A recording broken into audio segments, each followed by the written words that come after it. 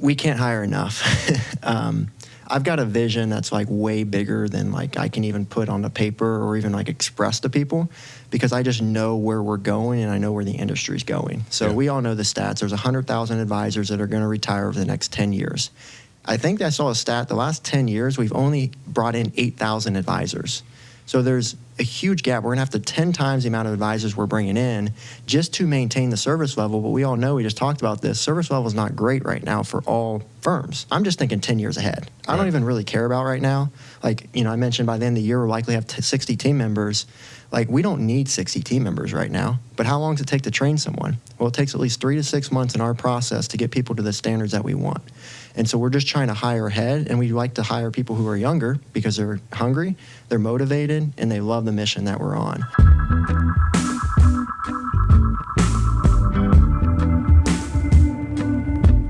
Welcome back to another episode of The Advisor Journey. I'm your co-host, Desarte Yarnway, and ladies and gentlemen, boys and girls, children of all ages, we have a new host, Will Steiner, here with me today. Will, how you feeling? I feel like I have big shoes to fill, but you have the biggest shoes good. to fill. I mean, they're Jason Wing's shoes.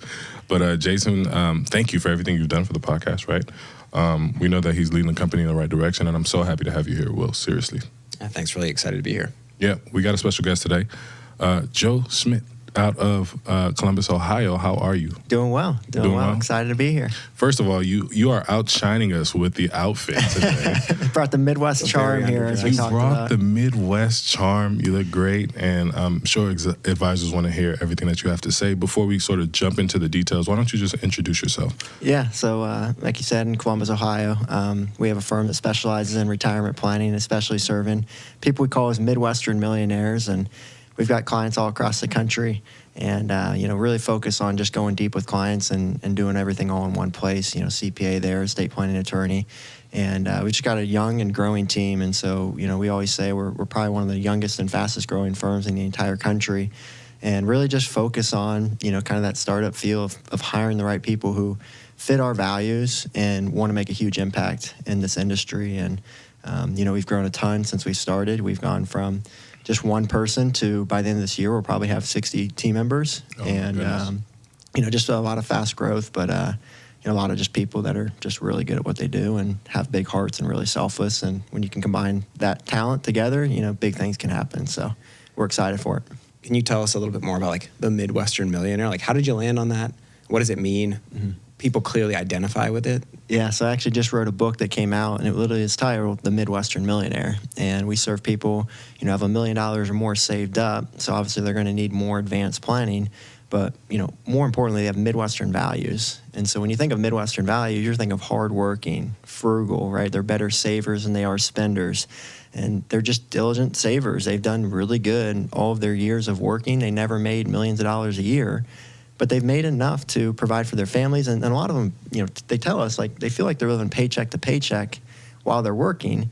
And then when they retire, they now have wealth that they're not really sure what to do with. And obviously with that comes more advanced opportunities for planning that we can help them with. But, it's just like that person with good values that just doesn't want to doesn't do the right thing. No, from nothing to, I think we're close to 28,000 subscribers at this recording.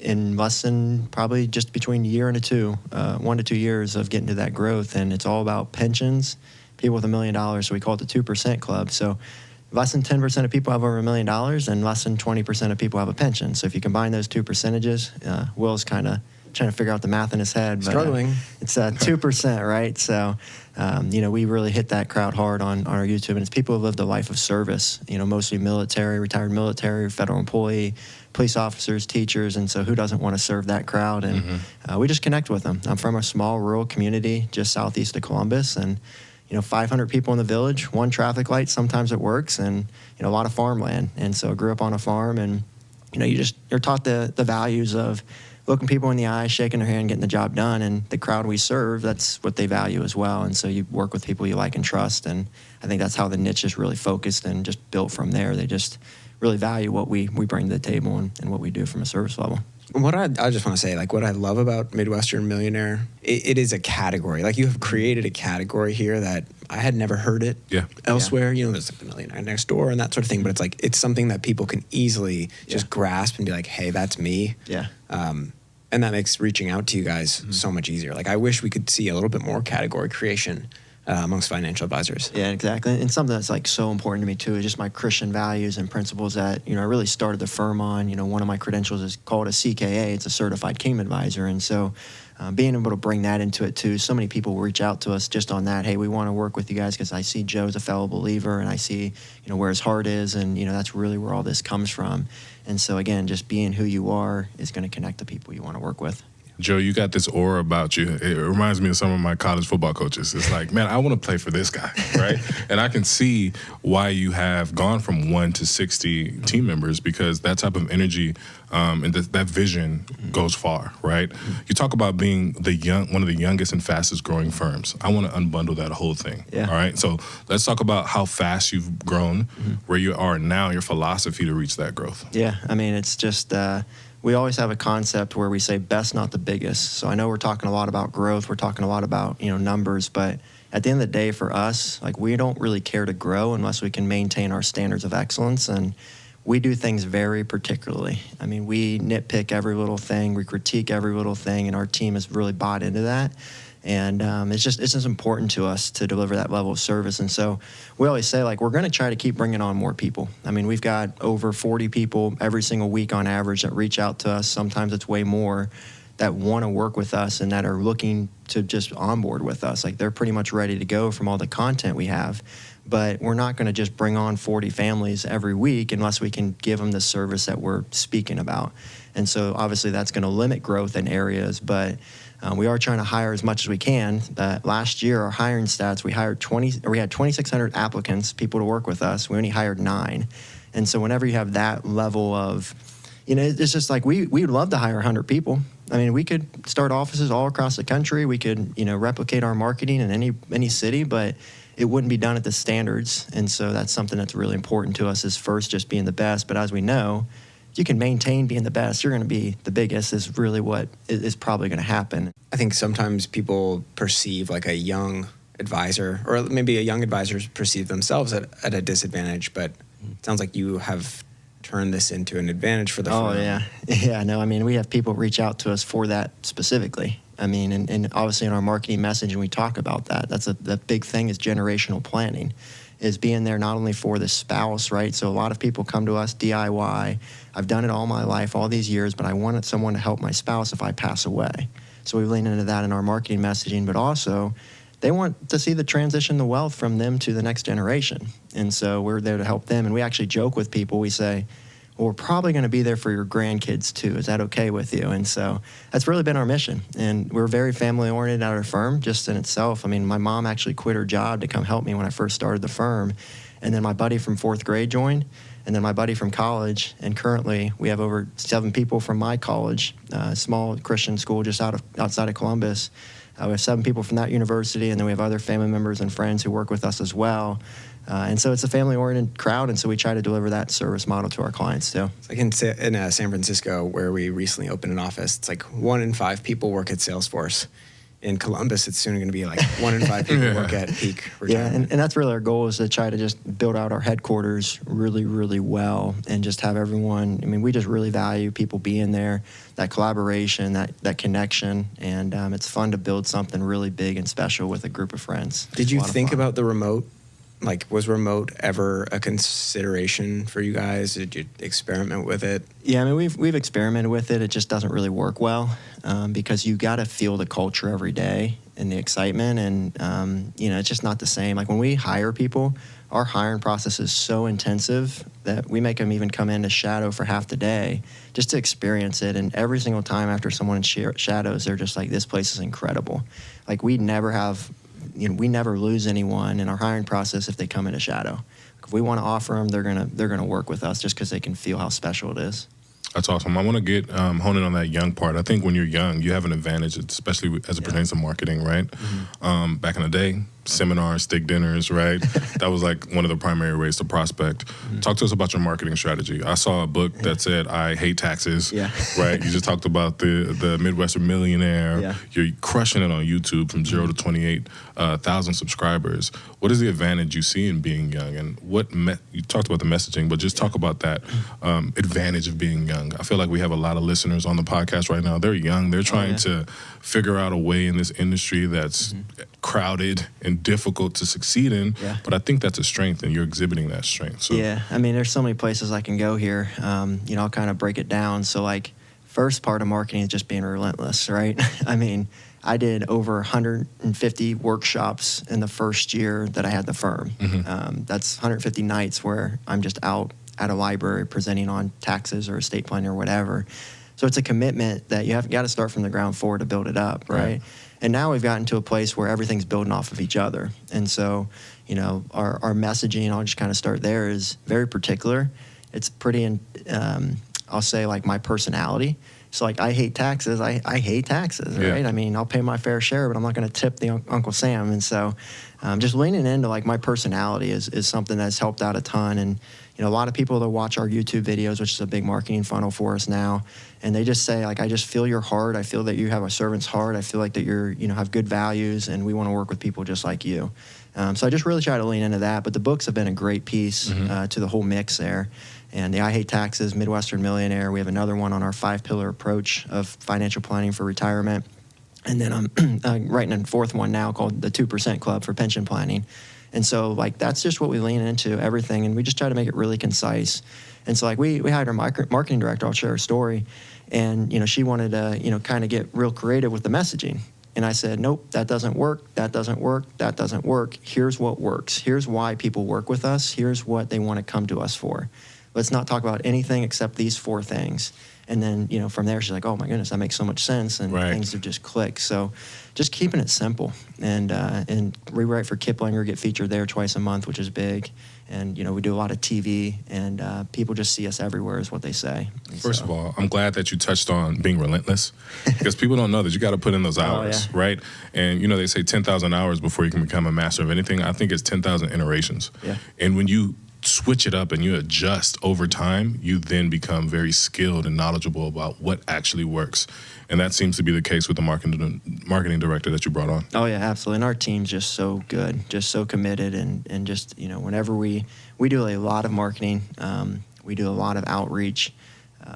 And so it takes an army to be able to deliver on that, to make it all connect well together. If you only do one piece of it, it may not connect as well. So far, it's been like, oh, yeah, step A is decide you want to write a book and do YouTube. Step B, ? Step C, profit. So, like, what is that step B? How did you build the marketing engine that we see today? Yeah, I mean, just a lot of time and effort and just research, just seeing what other people are doing in the industry and just not mimicking, as we talked about earlier, but finding what works with what they're doing and just mirror it. And that's been the biggest focus. And I just remember, like, Saturday nights watching YouTube content of different advisors and, like, what is working? Why does this video have more views than the other video? Why are they saying things this way versus that way? And just studying the game, being a student of the game, and that's been in every realm of it, and just picking people's brains, right? Just like people watching this or listening to this podcast, just hearing ideas, and you just need one little idea to transform everything. And, I just listen to a lot of content. People think I'm crazy. I listen to podcasts at 2 times speed, and again, I'm not just looking for that nugget. That is pretty crazy, but I'm just just looking for that nugget, right? And then just keep taking all that content and be able to do something with it. And now you've gotten to the point where it's like you're still doing the seminars. You're not doing them. You've got a team of people who are doing them. You write articles for Kiplinger. You've got a YouTube channel. You've got the books.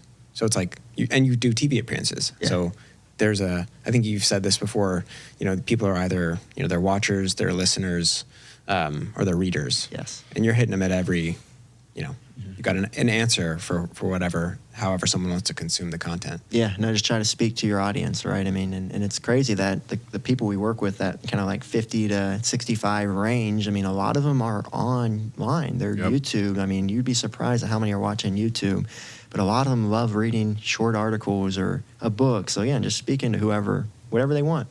It kind of goes against, so much of, another trope for marketing for advisors is like, just do one thing really well. Mm-hmm. You're doing a lot of things, and it seems like you're doing them pretty well. Yeah. So how do you, Yeah, I can talk on reconcile? that because I actually don't know if that's great advice, but I know where people are coming from when they say that. Yeah. Stick to one message, right? Serve one crowd.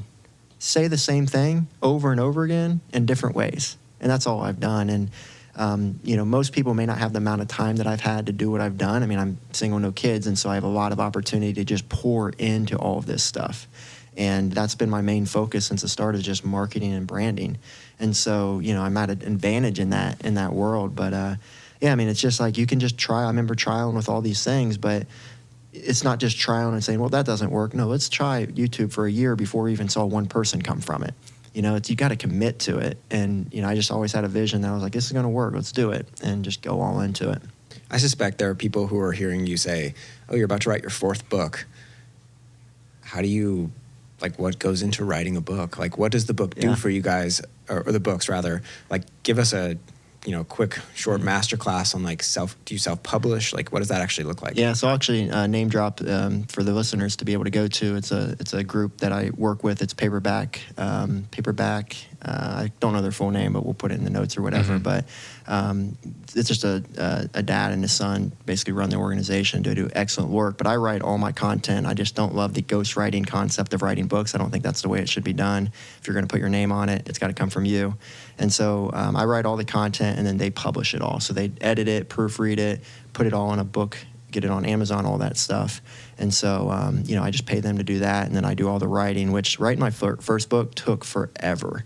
It took a long time, and it was a lot of Saturday mornings just writing and writing and writing. And the next ones I've done, though, have been a lot more simpler, a lot easier. So it's kind of one, you just got to grit it out, and once you get it done, you'll be able to write more if you enjoy it. So whatever the cost is, it's very minimal, whatever the benefit we've seen for sure. So I'm hearing a couple things here. Number one, be authentic in your marketing approach, right? You have to be you. I think one of the mistakes that a lot of advisors are doing is they're trying to replicate other people. Yeah. And you can sniff that from a mile away, That's right? so It's true. like, stop trying to be someone else. What works for an Alex Newman, who we're going to have on the show, may not work for me or may not work for you. So I like how you're putting your personality into this, and you're making sure that people like you, and you're going to have people that share the same values in the firm. Yeah, it's so true. I mean, when I first started the firm, I tried to be like others. They're doing so well. What can I do to get there? Well, now my mindset shifted, and it's kind of a bad place to be for you don't want to go too far into it, but it's almost an arrogance of no, I can know this stuff way better than anyone else. I'm going to do what I think's best. And that was the best advice my dad has, given me in the business is stop listening to what other people say and do what's gotten you here, right? Trust your gut. It's lean into that. Yeah. Be who you are and be confident and convicted in that. And people are going to want to get behind that when you really have that mission and vision of what it can be. I felt the Midwest dad in that statement. Stop doing what everybody else is doing and do what got you here. And that's so true. Well, you were going to say something. I was just going to say that I'm sure you have your fair share of haters, too. The YouTube comments section is a breeding ground of trolls, and Yeah, it's actually most hate, which it's kind of sad, but it's mostly older advisors where we steal clients from them. So when their clients leave them to come to us, they get upset about it, and a lot of it's they talk bad about us, they're a young firm, you don't want to go to them, they're not going to do as good as we are, and it's wait, you're having them pay a full fee, and they're only doing one of the 5 pillars that we do for them. How do you expect that to be okay? And that's what's wrong with our industry, right? And that's one of the 3 whys I have now. The first why when I got into was helping clients and, giving them a great experience. Second was hiring great team members and giving them a great, place to work and a vision that's bigger than themselves. The third thing now, though, is disrupting the industry, right? I mean, our industry, in retirement planning specifically, it's either investment only in a lot of these big wirehouses, or it's insurance sales. Yep. It's only insurance products. They do steak dinners, and all they do is try to sell products. And so it's there's a big gap for what retirees need and want, and there's not enough firms doing that. And so that's really where, I feel there's a place that we can really help. How do you balance the time on that, though? Because to be the type of advisor that you are and some of the advisors that are here at Altruist, it takes time. Yeah. And you have the other advisors that aren't doing that. They argue the case about efficiency. Well, if I don't do all of this stuff, I'm able to serve more clients. If I'm serving more clients, gathering more assets, I'm able to increase my revenue year over year, right? Which makes me a bigger firm to go out higher, do everything that I need to do. You're doing it the right way, but that is time consuming, right? So talk to the advisors on, why it makes sense and what value that brings to you over a long period of time, because I think advisors are having short-term wins and sacrificing the character or just the relationship with the clients to win in the short term. Yeah, I mean, it starts with hiring, right? Delegation. I mean, everyone looks like, oh, here's Joe. He's doing all this stuff. Like, he's on this podcast here today. Boy, what you don't see is there's, over 30 people back in Columbus working their tail off right now. Mm-hmm. Like, we can't get to where we are if it isn't for a great team.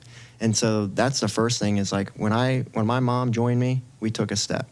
When my buddy from 4th grade joined me, we took a step. When the next guy joined, we took a step.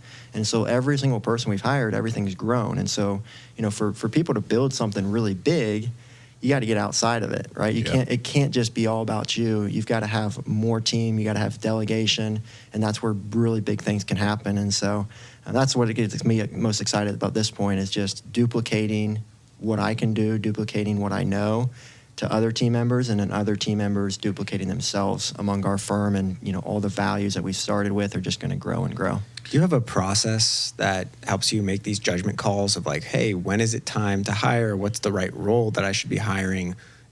Obviously you get 2,600 applicants. Yeah. So you're like the Harvard of wealth management right now. Yeah, that's 2,600 just to get 9 people. We actually had that. Someone say that before. But we just try to get ahead of it. So to answer your question, we've got like 25 job postings up right now. And if we can find 25 people, we'll hire them all. And then if there's 2 great people for every position, we'll hire 50 if we can. And it's just all about maintaining the revenue and making sure we're not putting ourselves in a hole, which is obviously the biggest thing. But like we put all of our revenue back into the firm. Like we just pour back into the growth. And, that's something that's just with me personally, like I just don't really care about, doing all the crazy stuff, right? I want to make sure that this is built. This is my pride and joy right now. And so that's the biggest focus. So we've got a great hiring process to really make sure we hire the right people. I mean, not only do they come in the shadow half the day, like I mentioned earlier, but we make them go through like 6 hours of content on us so they have a good feel. And most people that we hire say this is the greatest interview process I've ever seen because they know what to expect before they get into it. I mean, we tell them we run fast, we work hard. Is that something you want to do? Because it's not a place for everyone. Do you ever have people roll their eyes like, you know what? That's not what I want to do. Yeah. I want to run slow. They usually don't tell us that. They just don't come to the next interview. Right. Or we see it in their eyes, right? Right. And you can tell a lot by just looking someone in the eyes if they want it or not. And it's one of the things we look for in our hiring is like how excited are people? Like if they can't see what we're building, it's not going to be a good fit. Like they've got to see it more than we see it ourselves. So I interviewed Michael Kittis with Jason Wink sometime last year. So if you listen to the podcast, go back and listen to that episode, right? But on that episode, Michael Kittis was saying that it took 12 people at a firm to do somewhere along the lines of like $3 million in revenue, right?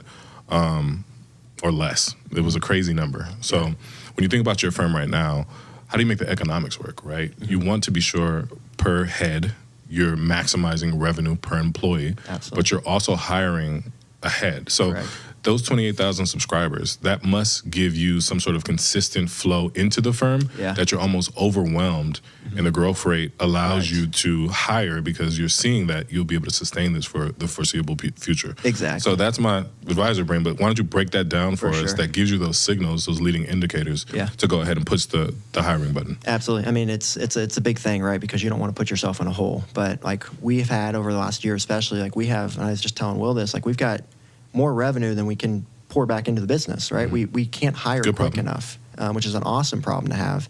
And so, we've gotten, so far in Q1, we've brought on 100 clients. And if you bring on 100 clients in Q1, I'd expect that to be only maintained because everything just keeps building and building and building. So that's 400 clients a year.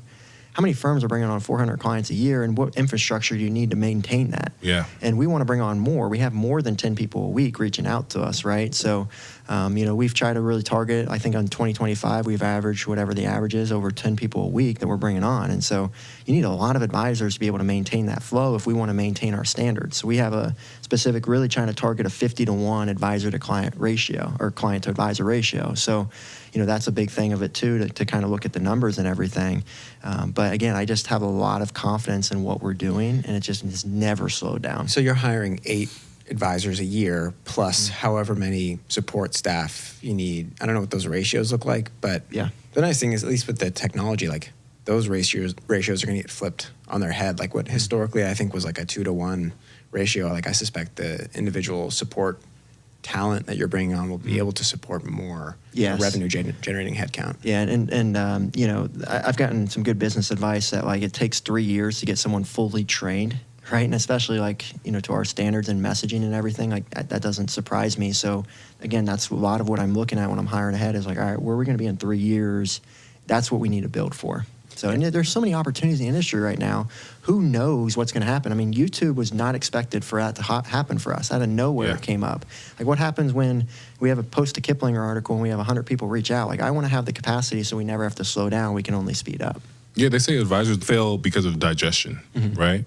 Not input or whatever the quote goes, but it's digestion. It's not being able to take all those clients in when that switch happens. Exactly. So you're thinking about it the right way. I wanted to ask about your organizational structure. So to do this, top of the funnel marketing, you got the YouTube, you got the books, you got everything. You're obviously the man in Columbus by the looks of that jacket, right? With that, people come in. What do you use diamond teams, or do you have some type of structure where a support staff is assigned to a group of advisors? How does it work, and how do people get assigned the clients? Yeah, that's a great question. So all the clients are obviously the firm's clients, so it makes it really easy to be able to all work together on the clients. There's no individualism. Everything's a team approach. So we like to have 2 advisors in every meeting with our clients, again, just going deep with them. And then we always have a specific point of contact for each client, but that could change over time depending on what the client's needs are, depending on the situation. But all of our advisors either have their CFP or are in process to getting it. That's one of our requirements that we have. And so, no matter who our clients sit with, they're going to get a great experience with whatever client's in the room. And we always joke with clients like, hey, when someone comes in the room for the first time, you don't need to tell them your whole situation. And don't get creeped out when they tell you about your, they know your dog's name and your kid's name. Like, don't get creeped out. We just take really good notes. We communicate internally about all of our clients. And so, that allows us to just really be nimble there and making sure the right people are, because also it's personalities, right? Yeah. Like if clients would mesh better with this advisor than that advisor, then we want to make sure we're cognizant of that. But who does that intake, right? Because there has to be a sourcing to be like, hey, this person he played at OU, Ohio State University. Why don't we match them with Desarte because they have that athletic background? Exactly. So does it go through some sort of intake process Yeah. just to give advisors a feel for things that they can implement in their business? Absolutely. So there's a middle part right there, right, that is important as well. Yeah, so we have an advisor, a couple advisors right now that just kind of meet with all the prospects. Okay. And then from there, are they a good fit? Because we turn people away if they're not going to mesh well with us. Like, we're not going to bring on a problem child to our team. I mean, our team works way too hard. We value them too much to give them a big problem. So we kind of have a vetting out process. So first thing, people go to our website, they schedule a time, they enter in 7-question questionnaire. There's a video of me talking about our high expectations of how we serve people. We just really try to push people away. We don't want people to hop on our calendar unless they're ready to move forward. And so by the time they get to us there, we know quite a bit about them. And then it's just getting to know them and setting the expectations further and just making sure everything gels. And then from there, we set them up with an advisor team to serve them. And again, usually try to have 2 in each meeting. But all of our advisors are working together. There's not any sense of diamond teams or anything like that. We want to be very nimble to best fit it. Let me ask you a question about lessons. I don't say losses ever, right? But along the way, because I've built a business, right, and done the whole thing, you learn a lot, Yes. right? And it all, like you said, it doesn't work all the time. And I think a lot of advisors get discouraged, right? Like, I tried this, it didn't stick to the wall. I'm going to try this now, right? They haven't stuck around long enough to learn the lesson, right? They tried something, dismissed it early, and some people might argue that you should fail fast, but I don't think fast is like a year, in my opinion, right? Doing something long enough for a year. So if you could go back to the beginning, right? Think about that. I don't know when the beginning was for you, but go back to the beginning and think about some of the most impactful lessons that you had. What are those 1, 2, lessons that you were like, hey, I learned that this was right for me? And I think you already mentioned some, but I'll let you go ahead. Yeah, no, I mean, I think just seeing the success of other team members was a big like aha moment for me. I was like, oh wait, they can actually do it better than I can if I just get out of the way, and we can grow more and we can help more people if I just get out of the way. And I think that was just kind of an aha moment, and just like letting them fail early on, kind of stay on that topic, and know that like for someone to get there, it's not going to be sunshine and rainbows, but also like just growing leaders was probably the biggest thing that I've realized lately is like, I've been an unbelievable. When I started the firm, I would have never thought we need as many leaders as we do now, because that's the most important thing, right? It's just people setting the tone and building off. Like, here's what we are founded to do. Let's have an army of people who are going to duplicate that. And so that's been my biggest focus now, not only on the content and all the marketing, is just growing leaders. What if we have we hired a director of ops, and when hiring him, the first 2 weeks, we spent every second together. And at the end of that time, he's like, this was literally a leadership masterclass. Yeah. Because I took everything I've ever learned about leadership, and not to say that I know everything and I'm perfect, obviously, but I just poured into him. I took the time and energy because I knew how important that was. That 2 weeks was so valuable long term, right? That just spending those 2 weeks with him probably saved him probably a year of just mistakes or just doing the wrong thing, because now he's on the right direction. This whole concept of a boat going 1% off direction, you're ending up in a different continent. So that's kind of the focus that we've just tried to maintain, is like when you train someone, when you hire someone, making sure we really stick to the foundation and not letting things slide. And here's the expectations. Don't let them veer from that. Jason Wank once sat in this very seat, and he had a similar thought. And he was like, at this stage at Altruist Run and, our growth, one of the best things that I can do is hire the smartest people and get out of their way. Yeah. Right? Because they can attack a problem, they can attack a situation better than I can. And that really stuck with me, because I'm like, especially as an entrepreneur, you have a vision, it's like your thing. Yeah. It gets legs, it starts running, it starts crawling, right? It's moving fast, and you're like, I don't really know how to tame this thing. I don't know how to keep it in the lanes.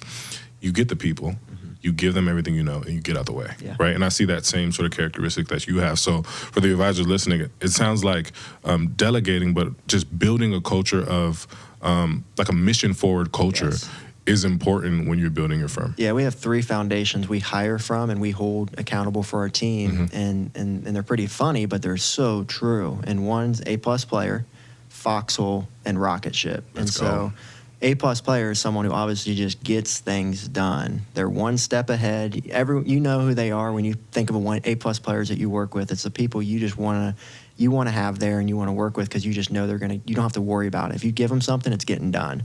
So that's extremely important, that we hire really high caliber people. The other is Foxhole, and it's a military term of, I want to go to war with that person. And again, our team is the most selfless people in the world. And like, we hire so many selfless people that it actually makes me want to be more selfless. Like, you can't be selfish in our culture, or you'll just stick out like a sore thumb. And so when you have build a team of those types of people, that's the culture, right? It's a cult. Everyone hates the word cult, but that's truly what it is. And so we've got a lot of people that just will do anything. They'll drop anything to do whatever it takes for the team. And then the third one there is Rocket Ship. We want an entrepreneur mindset. We want people with that startup feel, that want to grind, that want to work hard, that want to be a part of something bigger than themselves.